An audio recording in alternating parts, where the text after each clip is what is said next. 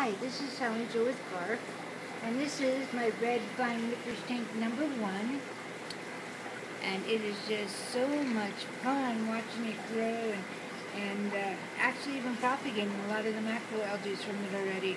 I do serious water changes. That's what keeps it stable. It's so important to keep everything as stable as possible, especially in such a little tiny tank.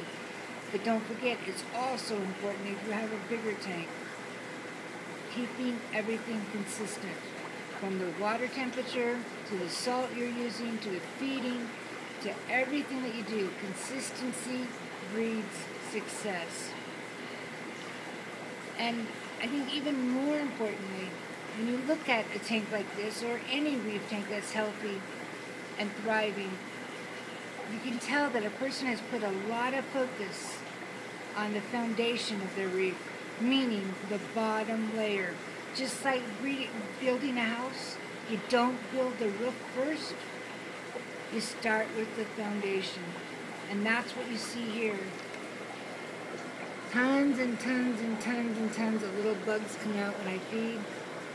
And they just run around.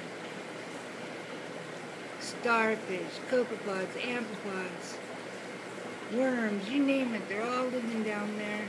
And they're what really help keep this tank in balance. Without their help, there's no way in the world I could do this. And sometimes I just sit and watch it. All these little things come out and play, and I have no idea what some of them are. But it all hatched out of our famous Garth grunge. And it's not just the live animals that own the grunge that is so important. It's also all the beneficial bacteria that brings the tank into a natural balance from day one. Then you add the janitors, some aged salt water, some macroalgae, some corals if you want them, some fish if you want them, and you're ready to rock and roll with your very own first reef tank.